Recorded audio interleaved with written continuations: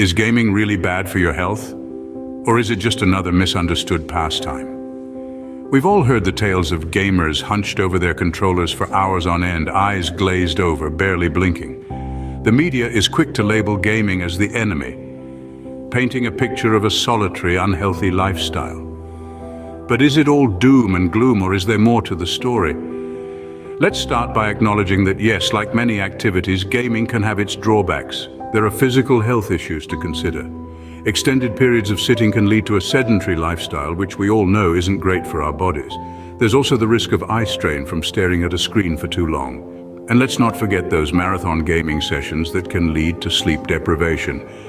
But it's not just physical health we need to think about. There are mental health concerns as well. The World Health Organization has even recognized gaming disorder as a legitimate mental health condition. But does this mean every gamer is at risk? Yet before we all throw our controllers out the window, let's not forget that there's another side to this coin. Gaming can also have potential benefits. It can provide a sense of community, a way to unwind, and it can even help develop certain skills. And when it comes to addictions, is gaming really the worst offender? Or are there other more harmful habits that society tends to overlook? In this video, we'll be exploring all these aspects. We'll dig deep into the physical and mental health concerns related to gaming. We'll also highlight the potential benefits that often go unnoticed. And finally, we'll compare gaming to other addictions to see where it really stands. So, hang tight as we delve into the nexus of gaming and health. Let's kick things off with the physical health issues commonly associated with excessive gaming. Now picture this. You're immersed in an epic battle, controller gripped tightly, eyes fixated on the screen. Hours pass by, but you're so engrossed you barely notice. Sounds familiar, right? But as thrilling as these gaming marathons can be, they might not be doing your body any favors. First up, we've got carpal tunnel syndrome, a common culprit amongst the gaming community. It's a condition where the median nerve, which runs from your forearm into your palm, gets squeezed at the wrist. In layman's terms, it's a real pain in the wrist. It can cause numbness, itching, and discomfort that can make your gaming experience less than stellar. Next on our list is eye strain. Our eyes weren't designed for staring at bright, flashing screens for extended periods. This can lead to what's known as computer vision syndrome, characterized by dry eyes, headaches, blurred vision, and even neck and shoulder pain. Then there's the elephant in the room, obesity.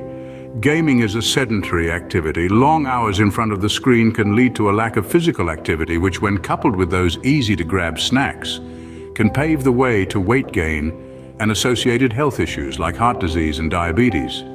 Finally, let's not forget other sedentary lifestyle diseases. The prolonged sitting associated with gaming can lead to poor circulation, which in turn can increase the risk of blood clots or deep vein thrombosis. So yes, it's clear that excessive gaming can have its fair share of downsides when it comes to our physical health. But remember, the key word here is excessive. A little bit of anything is usually okay. It's when it becomes too much that problems can arise. But before you stash away your console, let's balance the scale with some mental health insights. After all, it's not all doom and gloom in the world of gaming. There are also many positive aspects that we'll delve into in the next scene.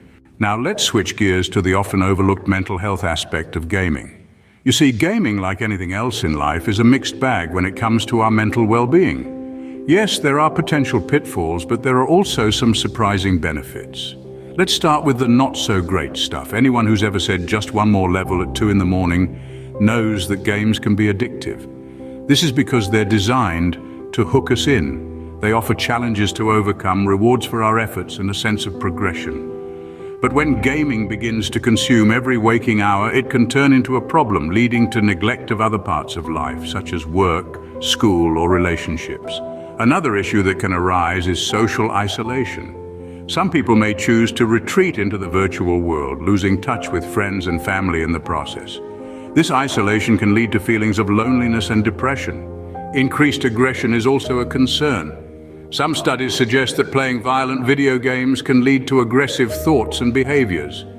However, it's important to note that these findings are not conclusive, and the link between gaming and aggression is still a hotly debated topic. But it's not all doom and gloom. Gaming can also have a positive impact on our mental health. It can improve our problem-solving and strategic thinking skills. Many games require us to think critically, plan ahead, and make quick decisions, all of which can translate into real-world skills. Gaming can also provide a much-needed stress relief. After a long day, immersing ourselves in a game can be a fun and relaxing way to unwind. And let's not forget the social connections made through online gaming. It gives us the chance to collaborate with people from all over the world, forming friendships and communities based on shared interests. As you can see, gaming is a double-edged sword when it comes to our mental health. It can bring challenges, but it can also bring benefits. It's all about balance and moderation. But how does gaming stack up against other addictions? You might be surprised. When we talk about addictions, it's easy to jump to the heavy hitters: alcoholism, drug abuse, even gambling. These are serious issues, no doubt about it. They have profound impacts on a person's physical health, mental wellness, and overall life. But where does gaming fit into this landscape? Well, gaming, like anything else, can indeed become an addiction. It can consume hours of your day, leading to lost sleep, neglected responsibilities, and even strained relationships. However, it doesn't carry the same immediate physical risks that come with substance abuse. With alcoholism and drug addiction, individuals are not only battling psychological dependence, but also the severe physical health risks: liver disease, lung damage, heart problems. These are just a few examples. And let's not forget about the risk of overdose, a life-threatening situation that simply doesn't have a parallel in the world of gaming. Now, this isn't to say that gaming addiction is harmless. It can lead to physical health issues over time, particularly if it involves long hours of sitting or poor posture. But compared to the immediate and severe health risks of substance abuse, gaming is on a different level. Now you might be thinking, well, what about gambling? That's an addiction without a physical component. And you're right. However, gambling addiction often leads to severe financial and emotional distress, which can in turn affect physical health indirectly. So while gaming and gambling might seem similar on the surface, their impacts can be quite different. So what's the takeaway here? Gaming, like any enjoyable activity, can become addictive. It's important to monitor your habits and ensure that your gaming is under control. But let's not demonize it. It's not the same as substance abuse or gambling addiction. It doesn't carry the same physical health risks or potential for financial ruin. So gaming isn't as villainous as it's often painted, but moderation is key. We've explored the good, the bad, and the ugly of gaming, but how can we game healthily? That's the golden question, isn't it? Well, the good news is it's not as complex as you might think. Let's start with a fundamental yet often overlooked aspect of healthy gaming: taking regular breaks. Many of us get so engrossed in our games that we forget to hit pause and rest our eyes, stretch our legs, and simply get our blood flowing. A good rule of thumb is to take a 5 to 10 minute break every hour. Not only does this prevent physical strain, but it also helps reset your focus and concentration. It's a win-win. Next, we've got posture. We've all seen the classic image of a gamer hunched over their console or computer. It's iconic, but it's not ideal. Maintaining good posture can significantly reduce the risk of developing musculoskeletal issues. So sit up straight, keep your feet flat on the floor, and place your screen at eye level.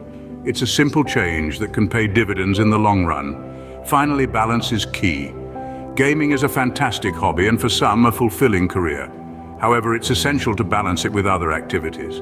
This doesn't mean you have to trade in your controller for a tennis racket, but incorporating physical activity into your routine can help keep you healthy.